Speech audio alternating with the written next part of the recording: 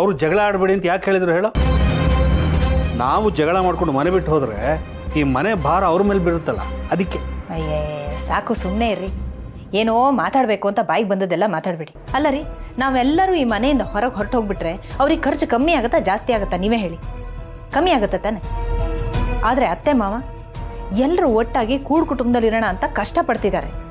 ನೀವು ಅದನ್ನೇ ಅಪಾರ್ಥ ಮಾಡ್ಕೋತೀರ. ಅಲ್ಲ ರೀ, ಮಾವ ಹೇಳಿದ್ದು ಒಳ್ಳೆ ವಾತಾವರಣದಲ್ಲಿ ಅಜ್ಜಿ ಮುಂದೆ ಎಲ್ಲರೂ ಖುಷಿ ಖುಷಿಯಾಗಿ ಮಾತಾಡ್ತಾ ಇದ್ರೆ ಅವರು ಬೇಗ ಹುಷಾರಾಗ್ತಾರೆ ಅಂತ.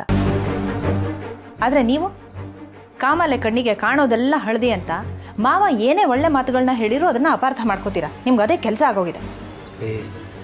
ಸುಮ್ಮನೆ ಏನಾನ ಮಾತಾಡ್ಬೇಡ ಕಣೆ. ಅಪ್ಪನ ಹತ್ರ ದುಡ್ಡಿದೆ ಅಂತ ಹೇಳಿ ಅವರು ಅಜ್ಜಿನ ಕರ್ಕೊಂಬಂದಿರ್ಬೋದು, ಆದರೆ ಆ ದುಡ್ಡನ್ನ ಖರ್ಚು ಮಾಡೋದಕ್ಕೆ ನಾನು ಬಿಡಲ್ಲ. ಯಾಕೆ ಹೇಳೋ? ಆ ದುಡ್ಡು ಸೇರ್ಬೇಕಾಗಿರೋದು ನಮಗೆ. ಹೆಣ್ಮಕ್ಳಿಗೆ ತುಂಬಿ ತುಂಬಿ ಕಳಿಸೋದು ನಮಗೆ ತೆಂಗಿನಕಾಯಿ ಚಿಪ್ಪ. ಬಿಡಲ್ಲ. ನಾನು ಏನು ಮಾಡ್ತೀನಿ ನೋಡ್ತಾ ಇರ್ತೀನಿ. ಹಲೋ ಹರೀಶ, ಈಗ ಅಜ್ಜಿ ಬಂದಿದ್ದಾರಲ್ಲ, ಮುಂದಿನ ತಿಂಗಳಿಂದ ಮೆಡಿಸಿನ್ ಖರ್ಚು, ಆ ಖರ್ಚು, ಈ ಖರ್ಚು ಅಂತ ಎಲ್ಲ ಸೇರಿಸಿ ನಮ್ಮ ತಲೆ ಮೇಲೆ ಹಾಕ್ತಾರೆ. ನಾನಂತೂ ಕೊಡಲ್ಲ, ನೀನು ಕೊಡೋದಕ್ಕೆ ಹೋಗ್ಬೇಡ. ಏನು ಬ್ರೋ ಹೀಗೆ ಹೇಳ್ತಿದ್ಯಾ? ನಮ್ಮ ಅಜ್ಜಿನೇ ಅಲ್ವೇನವರು? ನಾವು ಅವ್ರನ್ನ ನೋಡ್ಕೋಬೇಕಲ್ಲ ನಾವು. ನೋಡೋ, ಇಷ್ಟು ದಿನ ಜಯಂತ್ ಜಾನ್ವಿ ನೋಡ್ಕೋತಾ ಇದ್ರು. ಇವಾಗ ನಮ್ಮ ಮನೆಗೆ ಬಂದಿದ್ದಾರೆ, ಅವ್ರು ನೋಡ್ಕೊಳ್ಳೋ ಜವಾಬ್ದಾರಿ ನಮ್ಮದು, ಕರ್ತವ್ಯ ಕೂಡ. ನೀನೇನಪ್ಪ ದೊಡ್ಡ ಬಿಸ್ನೆಸ್ ಮನ್ನು, ಕೊಡ್ತೀಯಾ? ನಾನೆಲ್ಲಿಂದ ಕೊಡಲಿ? ಅಜ್ಜಿಗೆ ಹುಷಾರಿಲ್ಲ, ನನಗೆ ಸ್ವಲ್ಪ ಸಂಬಳ ಜಾಸ್ತಿ ಕೊಡಿ ಅಂತ ಕೇಳಿದ್ರೆ ಕೊಟ್ಬಿಡ್ತಾರಾ? ನನ್ನ ಕೈಲಿ ಆಗಲ್ಲ, ಹೋಗ. ಯಾಕೋ ಅಷ್ಟೊಂದು ಟೆನ್ಷನ್ ತಗೋತಾ ಇದೆಯಾ? ನೋಡೋ, ಅವ್ರನ್ನ ಕೇಳೋಣ ಎಕ್ಸ್ಟ್ರಾ ಎಷ್ಟು ಕೊಡಬೇಕು ಅಂತ. ನಮ್ಮ ಕೈಲಾದರೆ ಕೊಡೋಣ, ಇಲ್ಲಾಂದರೆ ಕೊಡೋಕ್ಕಾಗೋದೇ ಇಷ್ಟು ಅಂತ ಹೇಳೋಣ ಅಷ್ಟೇ. ನಾನಂತೂ ಒಂದು ನಯಾ ಪೈಸಾ ಕೊಡಲ್ಲ ಕಣ, ನೀನು ಕೊಡಬೇಡ ಅಷ್ಟೇ. ಏನೋ ನೀನು, ನಾನು ಕೊಟ್ಟು ನೀನು ಕೊಡದೇ ಇದ್ರೆ ಏನೋ ಚೆನ್ನಾಗಿರುತ್ತೆ, ತಪ್ಪಾಗಲ್ವೇನಾ? ಅದಕ್ಕೆ ಹೇಳ್ತಿರೋದು ಕೊಡ, ನೀನು ಕೊಡ್ಬೇಡ ನಾನು ಕೊಡಲ್ಲ ಅಂತ. ಅಜ್ಜಿ ನೋಡ, ಮನೆಯವ್ರ ಎದುರುಗಡೆ ನಾವಿಬ್ಬರು ಒಬ್ರಿಗೊಬ್ರಿಗೆ ಆಗಲ್ಲ ಅನ್ನೋ ಥರ ಇದ್ದೀವಿ. ಆದರೆ ಹೊರಗಡೆ ನಾವಿಬ್ಬರು ಒಗ್ಗಟ್ಟಾಗಿದ್ದೀವಿ ತಾನೆ. ಅದು ದುಡ್ಡಿನ ವಿಷಯ ಬಂದರೆ ನಾವು ಜಾಸ್ತಿ ಒಗ್ಗಟ್ಟಾಗಿರ್ಬೇಕು, ಗೊತ್ತಾಯ್ತಾ?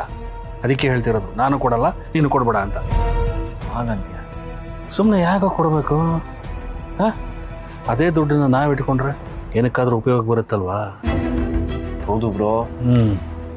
ಸಿಂಚನೂ ಹೇಳ್ತಾ ಇದ್ಲು, ಈಗ ಆಗ್ತಿರೋ ತಾಪತ್ರೆಗಳ ಮಧ್ಯೆ ಅಜ್ಜಿಗೆ ಬೇರೆ ಖರ್ಚು ಮಾಡಬೇಕಾಗಲ್ಲ ಅಂತ. ಅವಳಿಗೆ ಗೊತ್ತಾಗೋ ವಿಷಯ ನಿನಗೆ ಗೊತ್ತಾಗಲ್ವಲ್ಲ? ನೋಡ, ಅಜ್ಜಿ ವಿಷಯದಲ್ಲಿ ನಾವು ತುಂಬ ಒಳ್ಳೆಯವರಾಗೋದಕ್ಕೆ ಹೋದರೆ ನಮ್ಮನ್ನು ಭಿಕ್ಷೆ ಬೇಡೋದಕ್ಕೆ ನಿಲ್ಲಿಸ್ಬಿಡ್ತಾರೆ. ಹಾಗಂತೀಯ? ಹಾಂ, ಅಜ್ಜಿಗೆ ದುಡ್ಡು ಖರ್ಚು ಮಾಡೋದು ಒಂದೇ, ನೀರಲ್ಲಿ ಹೋಮ ಮಾಡೋದು ಒಂದೇ. ಅದಕ್ಕೆ ಹೇಳ್ತಿರೋದು ಕಣ. ಹಾಂ, ನಾನು ಕೊಡಲ್ಲ ನೀನು ಕೊಡಬೇಡ, ಆಯ್ತಾ?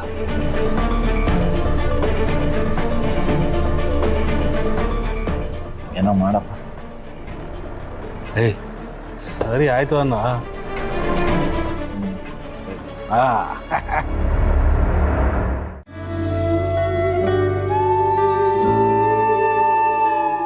ರೀ, ಕಾಫಿ. ವೀಣಾ, ಕಾಫಿ ತಗೊಂಬರೆ.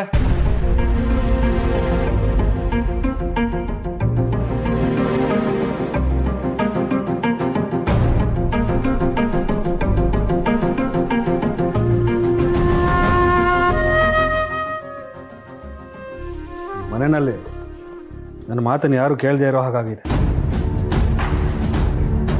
ಏನ್ರಿ ಇದು ಗುಣ ಗುಣ ಅಂತಿದ್ದೀರಾ?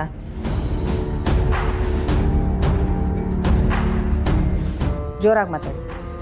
ಏನು ಹೇಳಬೇಕು ಅಂದ್ಕೊಂಡಿದ್ದೀರೋ ಅದನ್ನು ನೇರವಾಗಿ ಹೇಳಿ. ನೇರವಾಗೇ ಹೇಳ್ತಿರೋದು.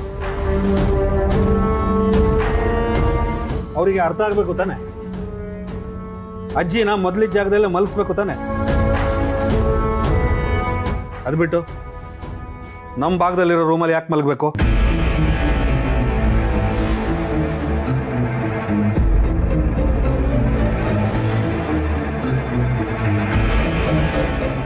ಏನ್ರಿ ಆಗಿದೆ ನಿಮಗೆ? ಸ್ವಲ್ಪನಾದ್ರೂ ಬುದ್ಧಿ ಇದೆಯಾ ಇಲ್ವಾ? ಬುದ್ಧಿ ಇದ್ದೇ ಮಾತಾಡ್ತಿರೋದು. ಬುದ್ಧಿ ಇರೋರಿಗೆ ಸ್ವಲ್ಪನಾದ್ರೂ ಅರ್ಥ ಆಗ್ಬೇಕು ತಾನೆ. ನಾನು ಇಷ್ಟೆಲ್ಲ ಮಾತಾಡಿನೇ ಹೀಗೆ ಇನ್ನೇನು ಮಾತಾಡದೇ ಇದ್ದಿದ್ರೆ ಚಪ್ಪಡಿ ಕಲ್ಲನ್ನೇ ತಲೆ ಮೇಲೆ ಹಾಕಿರ್ತಿದ್ರಿ. ಏ ಸಂತು, ನಿಮ್ಮಪ್ಪ ಎದುರುಗಡೆ ಇದ್ದಾರೆ, ಅದನ್ನ ಮರ್ತು ಮಾತಾಡ್ತಿದ್ಯೇನೋ? ಮರ್ತು ಮಾತಾಡ್ತಿಲ್ಲ, ಗೊತ್ತಿದ್ದೇ ಮಾತಾಡ್ತಿರೋದು. ಅಲ್ಲ ಕಣೋ, ಅತ್ತೆನ ಈಗ ಭಾವನಾ ರೂಮಲ್ಲಿ ಇರ್ಸಿದ್ರೆ ಏನ್ ತಪ್ಪಾಗತ್ತೆ? ಈಗ ಭಾವನಾ ಅಲ್ಲಿಲ್ಲ ಅಲ್ವೇನೋ? ಆಗತ್ತಾ? ಯಾರನ್ನ ಮಲಗ್ಸಕ್ಕಾಗತ್ತಮ್ಮ? ಆ ರೂಮಲ್ಲಿ ಮಲಗ್ಸೋ ಬದಲು ಹರೀಶನ್ ಭಾಗದಲ್ಲಿ ಮಲಗಿಸ್ಬೋದಾಗಿತ್ತಲ್ವಾ? ಯಾಕೆ ಅಲ್ಲೇ ಇರ್ಲಿ ಬಿಡಿ, ನಿಮ್ ಭಾಗದಲ್ಲಿದ್ರೆ ನೋಡ್ಕೊಳಕ್ ಆಗಲ್ಲ ಅಂತನಾ? ನಿಮ್ಮ ಭಾಗ ಚೆನ್ನಾಗಿರ್ಲಿ, ನಮ್ಮ ಭಾಗ ಹಾಳಾಗೋಗ್ಲಿ ಅಂತನಾ? ನೀವೇನ್ ಬೇಕಾದ್ರೂ ಹೇಳ್ಕೊಳ್ಳಿ, ಅದಕ್ಕೂ ನನಗೂ ಸಂಬಂಧ ಇಲ್ಲ. ಈಗ ಅಜ್ಜಿ ಎಲ್ಲಿದಾರೋ ಅಲ್ಲೇ ಇರ್ಲಿ. ನಮ್ ಭಾಗದಲ್ಲಿ ಎಕ್ಸ್ಟ್ರಾ ರೂಮ್ ಎಲ್ರಿ ಇದೆ, ಅಲ್ಲಿ ಇದೆಯಲ್ಲ, ಇರ್ಲಿ ಬಿಡಿ. ಏನ್ ತೊಂದ್ರೆ ನಿಮ್ಗೆ?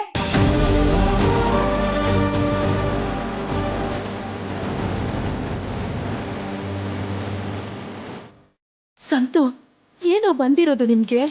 ನೋಡು, ಅವ್ರು ನಿಮ್ಮ ಅಜ್ಜಿ ಕಂಡ್ರು, ನಿಮ್ಮನ್ನ ಆಡ್ಸಿ ಬೆಳೆಸಿದ್ದಾರೆ. ಅವ್ರೀಗ ಯಾವ ಪರಿಸ್ಥಿತಿಲಿ ಇದ್ದಾರೆ ಅಂತ ಗೊತ್ತಿದ್ರು ಹೀಗೆಲ್ಲ ಮಾತಾಡ್ತಿದ್ದೀರಲ್ಲ.